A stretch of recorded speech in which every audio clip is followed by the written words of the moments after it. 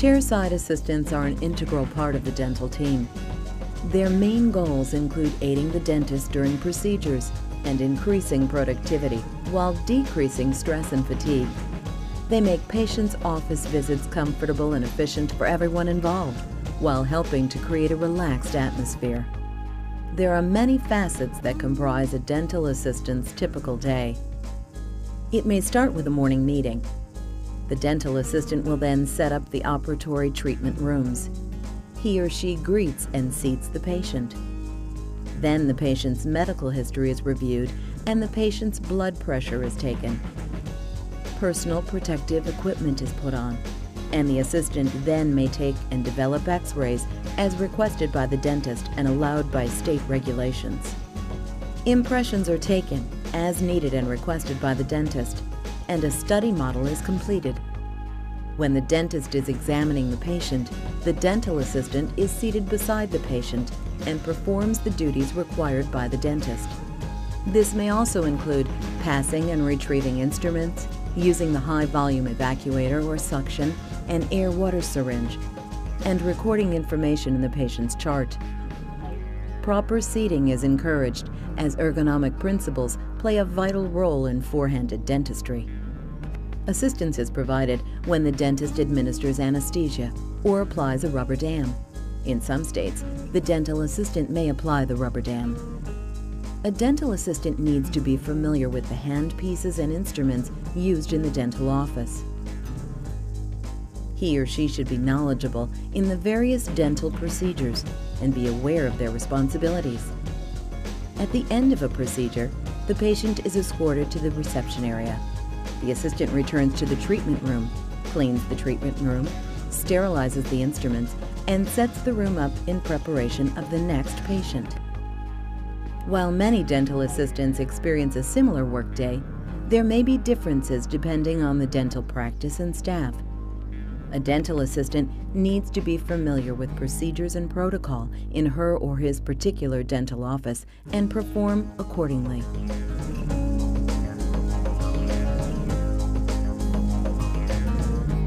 Some dental practices begin the day with a morning meeting.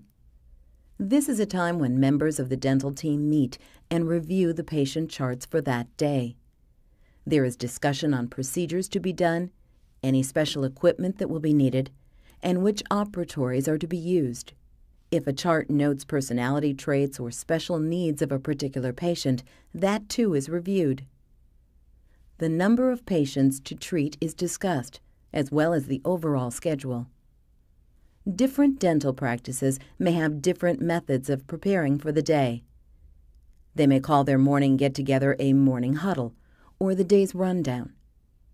Some offices may simply have a printout of patients to be seen. Whichever terminology or methods are used, a review of what lies ahead that day provides valuable insight for a smooth workday. Always remember, the patient's chart or daily schedule should not be located in an area where other patients can see them. To begin, the dental assistant should wash their hands thoroughly with soap and water. This is important as it kills certain bacteria and removes microorganisms from the hands. The dental team must wear appropriate personal protective equipment. Personal protective equipment includes gloves, gowns, masks, and protective eyewear. When participating in a procedure, there is potential for contact with fluids such as blood, saliva, or mucus. Personal protective equipment not only protects the dental assistant, but the entire dental team by reducing exposure to patient blood and saliva. Personal protective equipment also protects the patient by helping reduce the risk of transmitting diseases by cross-contamination. Before and after wearing gloves, the dental assistant must always wash her or his hands. Gloves are to be changed between patients or if a tear occurs. For cleaning, disinfecting, or sterilization procedures, utility gloves are to be worn. The utility gloves should be washed with soap and water before removing. Gowns or other protective clothing, such as lab coats and uniforms, are to be changed daily or when they become visibly soiled. All protective clothing is to be laundered in the dental office or by a professional service. Personal protective equipment is never taken home. Protective eyewear or glasses is another form of personal protective equipment. Before a procedure, the dental staff and the patient need to put on protective eyewear. Each patient should receive a clean pair of glasses. Eyewear helps to protect mucous membranes from spatter of fluids during dental procedures. The dental assistant's glasses are to be cleaned as necessary and disinfected at the end of the day. Depending on the procedure to be performed, goggles or a face shield may be worn. Prescription eyeglasses may be worn, but they must be fitted with side shields. During dental treatment, a mask is to be worn by the dentist and dental assistant. They are to be changed between patients. Masks protect the face and mucous membranes from potential spatter containing blood or saliva. If the mask becomes wet, it should be changed during the procedure. Masks should fit properly and be handled only by the tie strings or elastic. They should never be worn around the neck.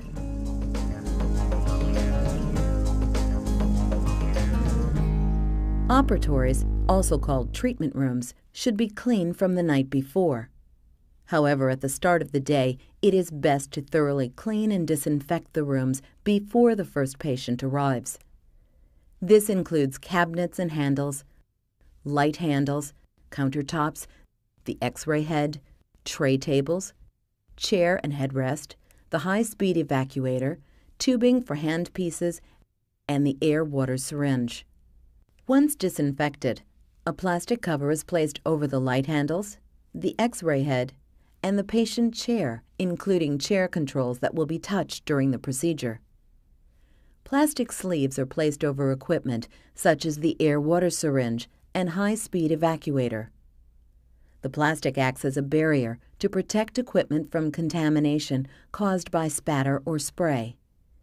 This aids in the prevention of disease transmission. After a patient has been treated, the plastic barriers are removed and put into a leak-proof container for disposal according to national and/or state or local regulations. Areas of the treatment room with the potential for contamination should be disinfected before the next patient is treated. After the treatment room has been disinfected, new plastic barriers are put into place for the next patient. A schedule for cleaning dental unit water lines should be established. For additional information on infection control and proper sterilization and disinfection methods, OSHA guidelines should be referenced. A dental practice may have different setups for different procedures. Often, the trays are set up according to the various procedures to be done that day. Some dental offices incorporate color-coded preset trays to aid in operatory setup. These trays may be preset the night before, according to the different procedures used in the office. If there are any questions on the correct procedure of the patient treatment room setup, a supervisor should be contacted.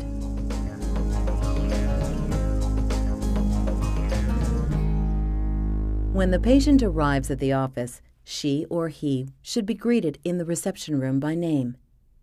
The dental assistant should be pleasant and help make the patient feel relaxed and comfortable. Notes on file regarding the patient's personal life, like an upcoming marriage or recent career change, should be mentioned. This lets the patient know that she or he is cared about and that the dental staff recognizes the patient's importance and individuality. It also helps alleviate any anxiety the patient may have regarding the upcoming dental treatment. By conveying a positive, friendly, and relaxed attitude, the dental assistant is establishing a comfortable feeling for the patient.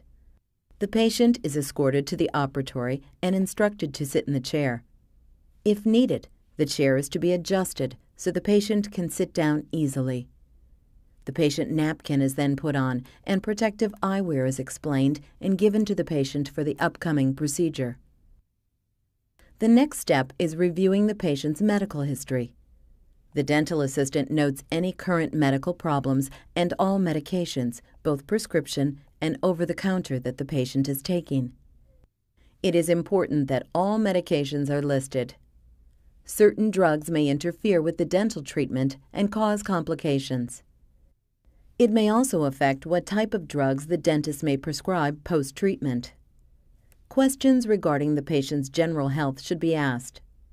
The dental assistant should inquire if the patient has allergies or has had a recent hospital stay.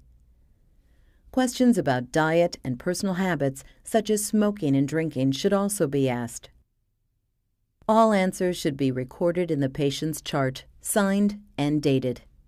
A thorough review of the patient's medical history may aid in the prevention of potential complications during treatment. It may also help in the diagnosis of oral diseases or alert the dentist that the patient requires a referral to a specialist. Blood pressure is then taken and written in the patient's chart. Blood pressure readings may detect high blood pressure or hypertension. An abnormal reading should be brought to the attention of both the dentist and the patient. This procedure may be extremely valuable health information for the patient. Before beginning any dental procedure, the dental team and patient are to wear the appropriate personal protective equipment.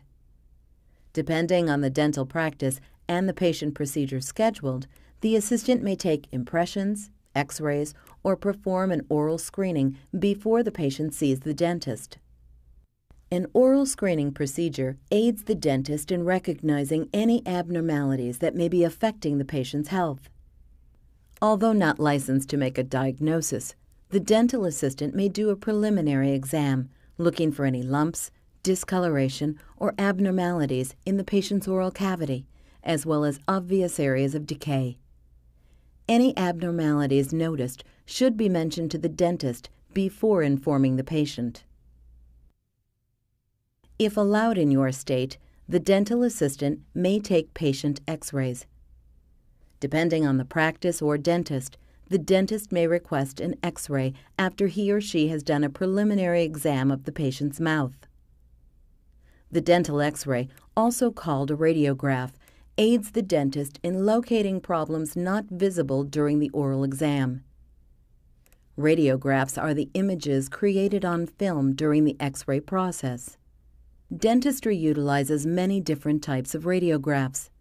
The most common are periapical radiographs, bite-wing radiographs, full-mouth series radiographs, and panoramic radiographs.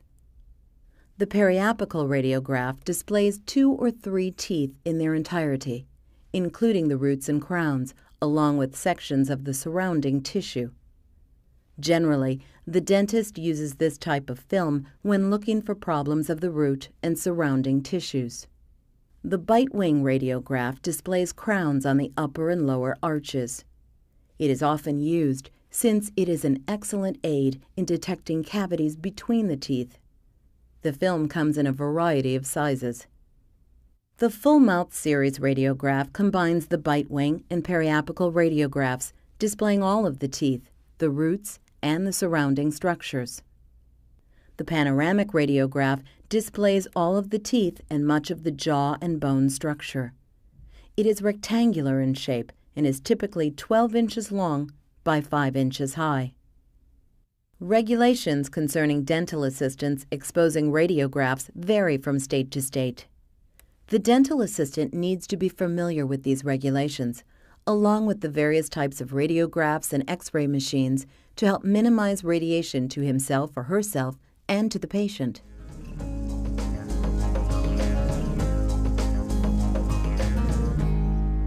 To begin, the assistant confirms that the control panel, exposure button, tube head, and countertops are covered. This aids in infection control and helps prevent potential disease transmission. The dental assistant should wear the appropriate personal protective equipment, gloves, gown, mask, and protective eyewear. Then the dental assistant places a lead apron and thyroid shield over the patient. The lead apron and thyroid shield aid in minimizing scatter radiation exposure to the patient's body. Faster speeds of film help reduce radiation to the patient because less exposure time is needed. The appropriate type of film is chosen based on the type of X-ray required. There are many different types of X-ray machines available today. Standard X-ray machines are used for taking bite wing and periapical X-rays. When using a standard X-ray machine, the film is placed into a film holder, and the film and film holder are placed in the patient's mouth. There are several different types of holders, depending on the type of X-ray to be taken, the operator's preference, or the size of the patient's mouth. A standard in all dental offices is the placement of the exposure button outside of the room where the X-ray machine is located. This helps protect the dental assistant from the potentially harmful effects of repeated radiation exposure. Many offices use X-ray monitoring devices to ensure the dental assistant is not receiving scatter radiation. When the dental assistant is a minimum of 6 feet away from the X-ray machine, he or she activates the exposure button and takes the X-ray. Upon re-entering the room, the film is removed from the patient's mouth. If another X-ray is to be taken, the assistant repeats the process. When all X-rays have been taken, the assistant takes off the patient's lead apron and thyroid collar. The Panorex, or Panellipse X-ray machine, is used to take panoramic X-rays which display all of the teeth and much of the jaw and bone structure. For this radiograph, the film must be loaded into a cassette. This must be done in the darkroom, or the film will be ruined. The assistant puts the cassette into the holder in the X-ray machine. In panoramic X-rays, the film is outside the patient's mouth. Ask the patient to remove all earrings, jewelry, hearing devices, or any other removable head accessory, as they will appear on the X-ray and may block an area that the dentist needs to view. Similar to the standard X-ray machine procedure, the assistant exits the room and exposes the X-ray. When done, the assistant re-enters the room, lifts the machine up, and removes the lead apron. The cassette containing the film is removed and taken into the darkroom to be developed. Film can be developed manually or automatically. Generally, the film is developed immediately. The dental assistant may use an automatic developer with a daylight loader or go into a dark room to develop the film as daylight will expose and ruin the film. Digital X-ray machines are also becoming more common. These machines store radiographic images and information on a computer instead of film. Images can be displayed on a computer monitor or a computer printout. The sensor that is placed in the patient's mouth comes in 2 to 3 sizes and is not flexible. The sensor should be covered with a plastic sleeve before placement intraorally and disinfected between patients. Sensors are fragile, and procedures for disinfection should be carried out according to the manufacturer's instructions. There are many different types of developers available today. The developers used are chosen by dental practice preference.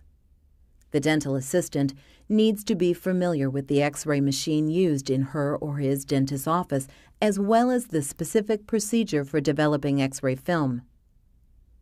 If uncertain about any portion of the X-ray procedure, the dental assistant should contact a supervisor for help.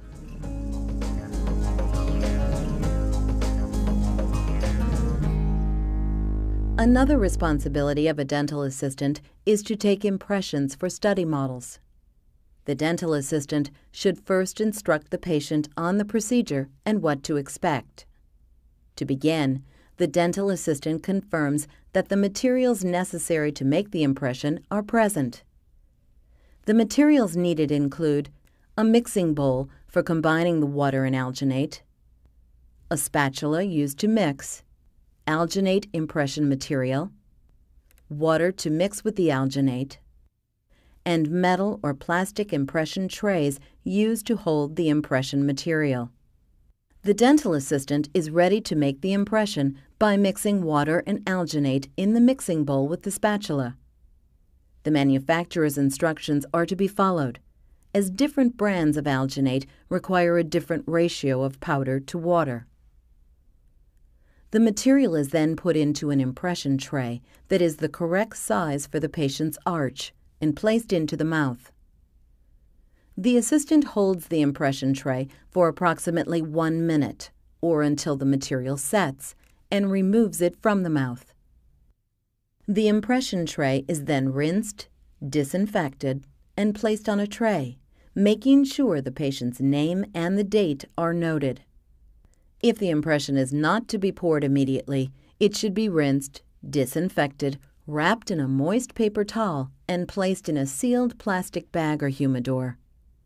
A wax or a silicone bite also needs to be created. It is used as a reference to the patient's occlusion or bite pattern.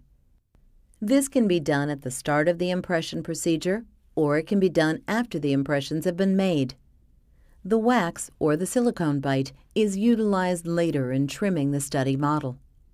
For both materials, the manufacturer's guidelines and instructions should be consulted. Depending on the dental practice, the impressions for the study model can be completed after the patient leaves, when there is a gap in the schedule, or at the end of the day.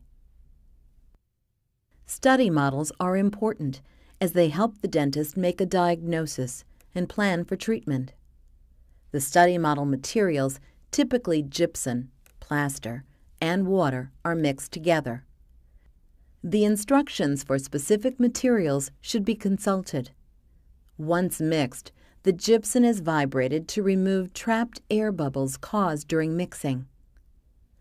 Small amounts of gypsum are vibrated into the impression to evenly cover all tooth surfaces. When the impression has filled with gypsum, a base is made, and the impression tray containing the gypsum mixture is inverted onto the top of the base. While setting, a chemical reaction takes place and the gypsum material is warm and damp. It will take roughly 45 to 60 minutes for the mold to set. Once set, the material is cool and dry to the touch. The study model is then separated from the impression tray. The model now needs to be trimmed. The proper equipment as well as the model are prepared.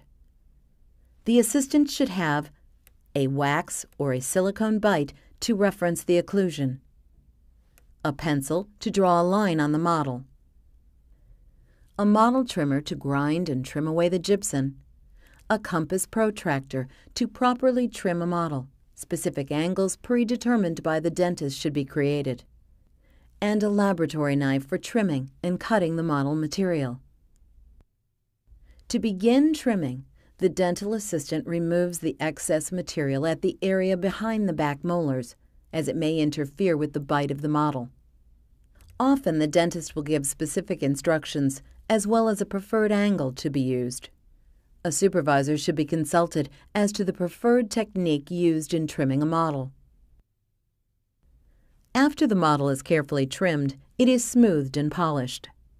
The dental assistant should place the upper and lower models together in bite position on a flat surface and line up with the wax or silicone bite. The occlusion of the model should exactly match that of the bite impression. An exact match ensures the study model correctly matches the patient's occlusion. For a smooth overall appearance, the dental assistant needs to finish the model. The model is soaked in soapy water for 24 hours, allowed to dry, and then buffed to a high gloss with a soft cloth. When complete, the assistant writes the patient's name and date on the model with a model marker, or on a stick-on label. A well-trimmed model conveys a professional attitude and reinforces to the patient that the office staff pays attention to every detail. Different dental practices have different methods and procedures. If uncertain, the dental assistant should ask a supervisor. It is now time for the dentist to perform an exam. The dental assistant should bring to the attention of the dentist any changes in the patient's health history.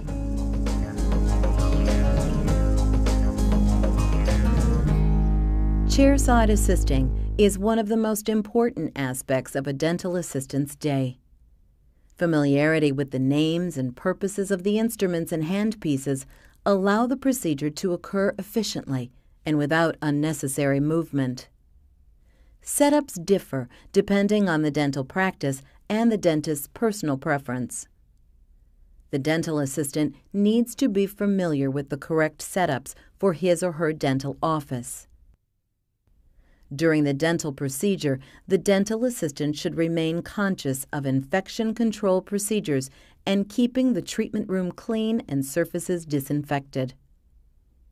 Sharp instruments should be handled carefully, as they may easily cut gloves or hands. Needles should never be recapped using two hands. Needles must always be recapped using a special recapping device or with the one-handed scoop method. They should be discarded as soon as possible into a sharps container. Touching equipment, drawer handles, or switches that are not protected by a plastic barrier should be avoided. The dental assistant should also try to avoid entering cabinets or drawers wearing contaminated gloves. If it is necessary to enter a cabinet or a drawer, the assistant should create a barrier using clean gloves or aluminum foil. If no barriers are available, the contaminated gloves are to be removed and hands washed before entering the area. When done in the drawer, the assistant must wash hands and re-glove. Dental practices should utilize ergonomic principles in the arrangement of work areas and equipment selected in their dental office. Ergonomic principles are an important asset to the dental team. Using ergonomic principles helps reduce stress and fatigue for the dental team. With this reduction, the dentist and dental assistant have fewer distractions, and they can fully concentrate on the patient. It also helps prevent potential injury and nerve disorders that may occur due to incorrect seating positions. Proper seating also plays a key role in an efficient dental procedure. The correct positioning and location of handpieces, instruments, and chairs aid in an ergonomically friendly office. It is necessary that access to the patient is not blocked, that all equipment and instruments are easily accessible, and that the dentist, assistant, and patient are comfortable. Optimal sitting positions for the dentist and the dental assistant during treatment procedures are important. The dentist should always have a clear line of sight into the patient's oral cavity. The assistant's head should be 4 to 6 inches higher than the dentist's, with thighs parallel to the floor and knees pointed forward, toward the front of the dental chair. The stool is placed as close as possible to the patient's chair, and the front edge is to be parallel to the patient's mouth. Most importantly, there needs to be easy access to all necessary equipment and to the patient's mouth. When passing instruments, a limited amount of movement is best. Movement of the shoulders or torso should be avoided if possible. This will help save time and energy, as well as reduce fatigue and stress of the body. Instruments and materials should be arranged in the order they will be needed during the procedure. The workspace needs to be as close to the patient as possible. A dental assistant should try to anticipate the dentist's instrument needs, but remain flexible if the procedure does not run the typical course. Many times throughout the day, the dental assistant will be assisting the dentist in providing anesthesia. Anesthesia plays a key role in the dental office by helping reduce potential pain for a patient. Some general types of anesthetics include topical anesthetics, nitrous oxide, and local anesthetics. A topical anesthetic is typically used in conjunction with a local anesthetic. Depending on the state of residency, the dental assistant may be allowed to administer a topical anesthetic. Another type of anesthesia is local anesthesia. Local anesthesia works by blocking pain impulses from being sent to the brain. There are many types of local anesthetics used in dentistry. The type of local anesthetic used in treatment depends on the dentist's judgment and the dental practice. The dental assistant should be familiar with the anesthetic setup, as it allows for an efficient procedure. The anesthetic setup includes topical anesthetic and cotton swabs, cartridges, which contain the local anesthetic, an aspirating syringe, which holds the local anesthesia and needle, needles, used to inject the local anesthesia. Needles come in different lengths and gauges and are chosen depending on the type and amount of anesthesia to be used, the injection site, and on dentist preference. And a needle recapping device, which is used to prevent accidental needle sticks.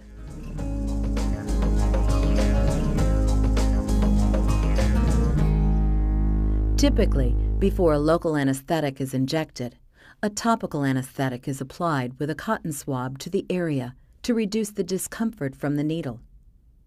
The dental assistant assembles the syringe containing the local anesthetic.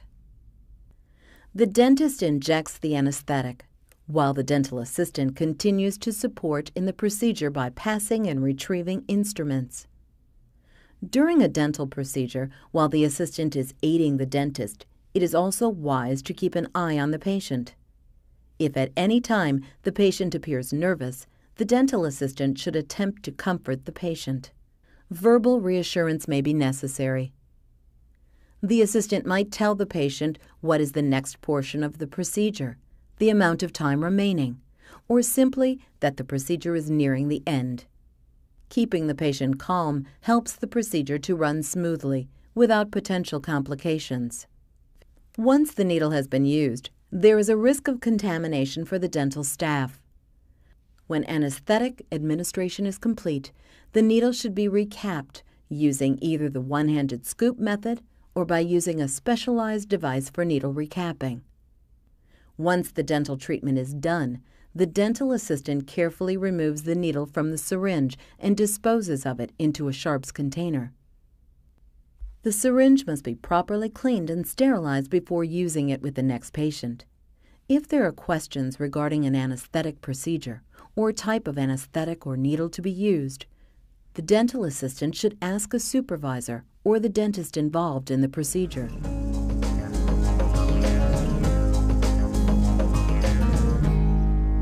Depending on the type of procedure that is to be done, the dentist may request that a rubber dam is used. A rubber dam isolates specific teeth to be treated. The field of vision for the dentist is increased when using a rubber dam since saliva, blood, the tongue, and lips are not able to intrude upon the isolated area. Rubber dams also aid in infection control. They help prevent injury to the soft tissues of the patient's mouth while keeping the operating area dry. Rubber dams help the patient by reducing the length of the procedure and preventing him or her from swallowing or aspirating any materials. During the preparation of a rubber dam placement, the dental assistant needs to be familiar with the procedure and the instruments being used. A typical rubber dam setup includes a topical anesthetic, lubricant for the patient's lips, rubber dam material for isolating the tooth. It is a flexible material that comes in a range of thickness and colors.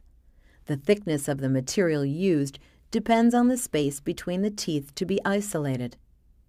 A rubber dam frame for holding the rubber dam material in place. Frames come in plastic or metal. Rubber dam clamps for stabilizing rubber dam material during the procedure. Clamps are winged or wingless depending on the tooth. Clamps may also be referred to as general purpose, which prevents gum intrusion, or high bow, which provides additional clearance at the crown of the tooth. Rubber dam forceps for placing and removing a rubber dam clamp. A rubber dam punch for cutting the holes in the rubber dam material where the teeth will come through the material. A plastic instrument for tucking under the rubber dam's edges into the sulcus. And scissors for cutting the rubber dam material that is between the teeth when the procedure is complete. The assistant needs to anticipate the dentist's needs and immediately act upon any requests or signals. Some dental practices and dentists may have different methods or instrument preferences. Also, some states allow the assistant to place the rubber dam in the mouth. The dental assistant should review the proper procedures as well as the instruments before the patient is in the operatory. If any questions arise, he or she should ask a supervisor. Handpieces are the tools that hold polishing and cutting instruments called burrs. They are also utilized in the laboratory, for example, in fabrication of custom trays. Handpieces are attached to an air compressor, and at one time were called the dentist's drill. The conventional speed and the high-speed handpieces are the two types typically used. High-speed handpieces are typically used to cut bone and teeth, to remove old restorations, and to finish new restorations. Due to the friction caused by the high speeds, heat is produced. The handpiece is equipped with a water coolant system, which, when activated, cools the burr by spraying it with water. It also may be equipped with a fiber optic light, which enhances the dentist's visibility. The conventional speed or slow speed handpieces are often used to finish and polish restorations in teeth and to remove decay and stains from teeth. Although slower than the high-speed handpieces, there are times when the handpiece produces friction. The dental assistant is responsible for using the air-water syringe to aid in heat reduction. The slow-speed handpiece utilizes several different attachments. The attachments include a prophylaxis angle, which aids in polishing teeth, a contra angle, which allows for greater access range in the oral cavity and can hold burrs for removal of decay or polishing restorations, and a straight attachment, which is utilized in laboratory procedures. Conventional speed handpiece attachments used intraorally must be disposed of or sterilized between patients. Burrs and rotary cutting attachments connect to the handpiece. Burrs have many purposes that range from cutting to finishing to smoothing a tooth. Preparation burrs are used to cut the tooth surface. Finishing burrs are used to polish and trim the restorative materials. Burrs and rotary cutting attachments used intraorally must be sterilized between patients. Rotary cutting attachments are mainly used for cutting, polishing, and finishing a tooth. Rotary instruments include stones for finishing a composite. Stones come in many different sizes and grits or levels of abrasion. Mandrels are steel shanks that hold wheels and discs for the handpiece. One of the most utilized trays in general dentistry is the composite tray. A composite restoration tray contains several different setups and instruments. The instruments and setups may vary depending on the dental staff and dentist preference. A typical composite restoration tray would include the basic setup with a mouth mirror, an explorer, cotton pliers, a periodontal probe for measuring gingival sulcus depth, and gauze for retraction and absorbing excess moisture. The rubber dam setup, the anesthetic setup. Additional materials and instruments on a composite restoration tray include cotton rolls for soaking up excess moisture during a dental procedure and for isolating a tooth or an area of the oral cavity, shade guides for establishing the color of the restoration so it matches the shade of the tooth, a spoon excavator for excavating soft caries, an acid etching agent for preparing the enamel surface. It causes irregularities in the tooth surface, allowing the bonding agent to function better. A bonding agent attaches to the irregularities of a tooth, allowing composite resin to better adhere. A plastic instrument for placing a variety of materials into the cavity preparation. Composite resin comes in a variety of shades, from matching the restoration to the patient's natural teeth. A wedge for separating the teeth, articulating paper and holder, for denoting a patient's bite pattern. The paper contains an ink-like substance that transfers onto a patient's teeth when the patient bites down on it. A rubber cup and pumice, for polishing the restoration. Polishing paste, used to smooth the composite material after placing in the tooth. And any hand instruments the dentist may request. There are many different instruments that are part of a particular tray setup. Most dentists have particular instruments they prefer to use. If the dental assistant is unsure about what the dentist's favorite instruments are, she or he should inquire. In a composite procedure, the dental assistant utilizes the shade guide to verify the color of the restoration will accurately match the color of the patient's natural teeth before the rubber dam is placed while the tooth is still moist.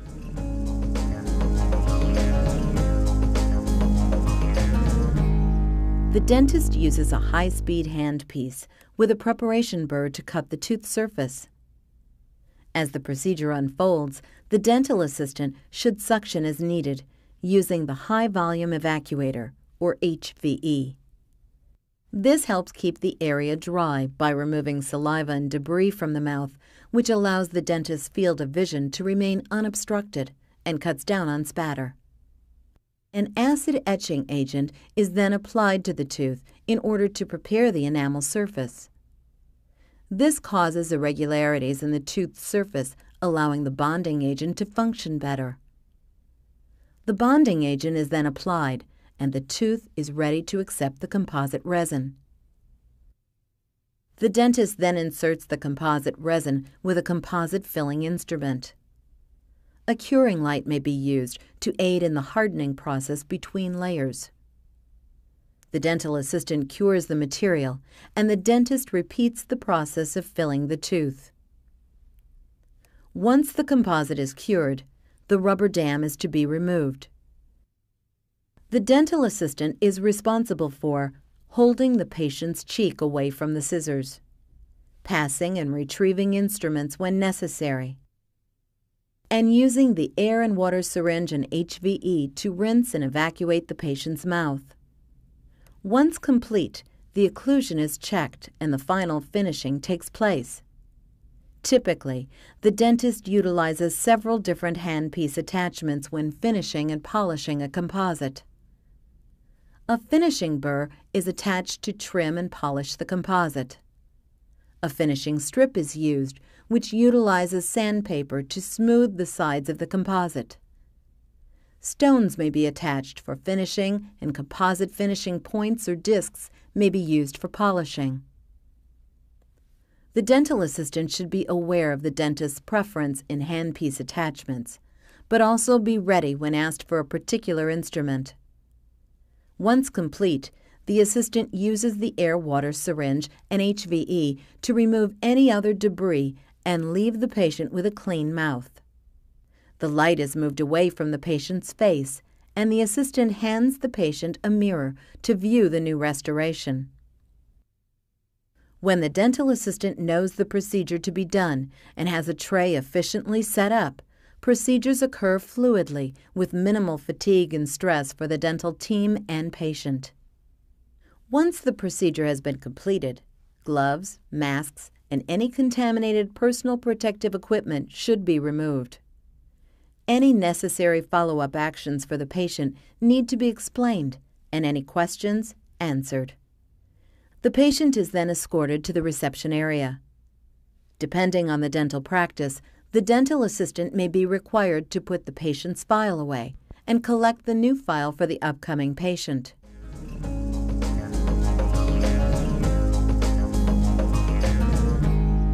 Before the next patient is brought in, the treatment room must be cleaned. The dental assistant washes her or his hands and puts on utility gloves. Plastic barriers from the lights, chair, and X-ray head are removed.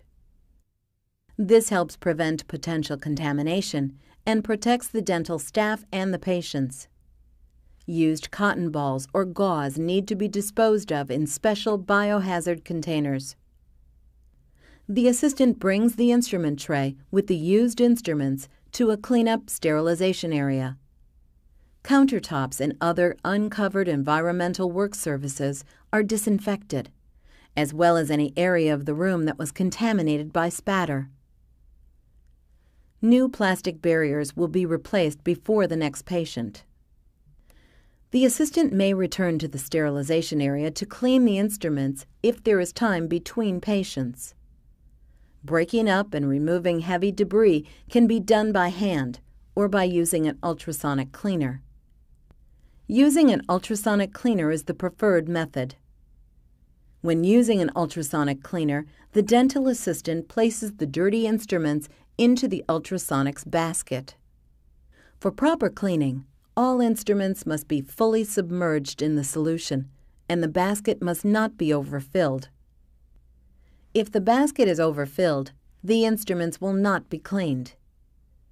The lid is then closed, and the ultrasonic cleaner is turned on.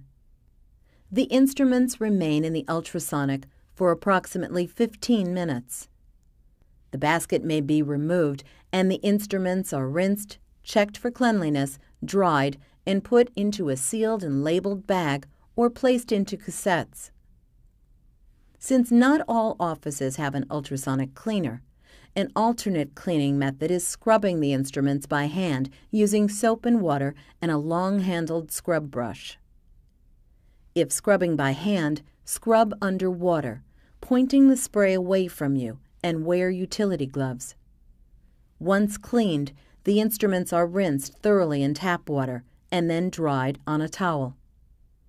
When dried, they are bagged and put into a sealed and labeled bag in sterilization pouches or placed into cassettes.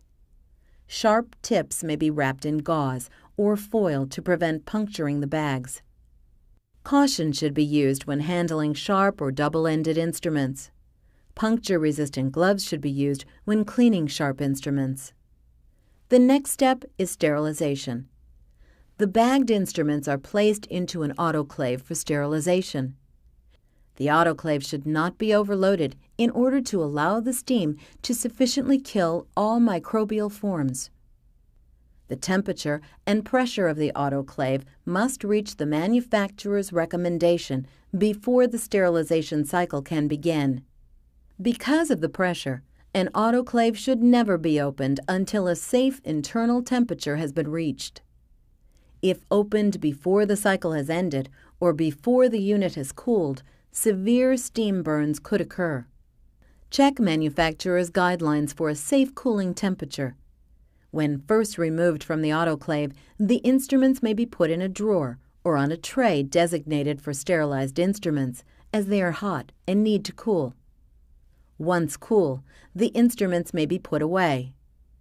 If there are any questions on proper sterilization procedure, the manufacturer's instructions are to be followed. Some dentist's office may use color-coded trays for different setups. The dental assistant presets trays according to specific procedures and places them in special cabinets. Instruments should not be removed from their sterilization bag until just before the patient's procedure is ready to begin.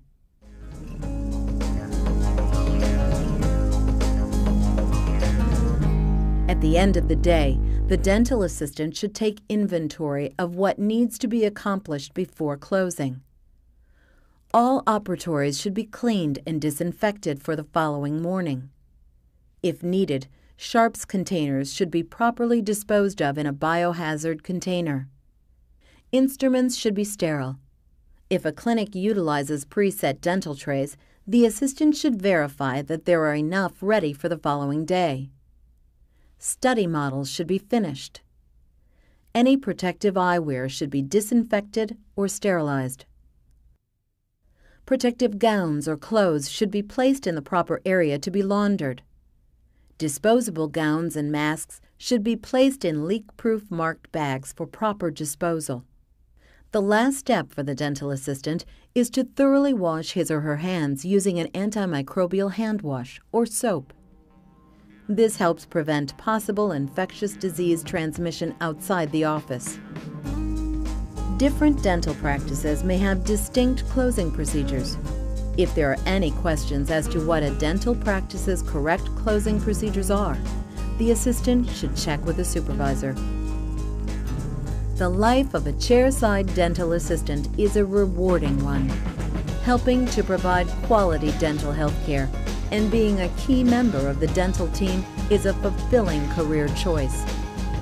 Thanks to the expertise of dental assistants, both the dental office staff and the patients are guaranteed an efficient and comfortable office experience.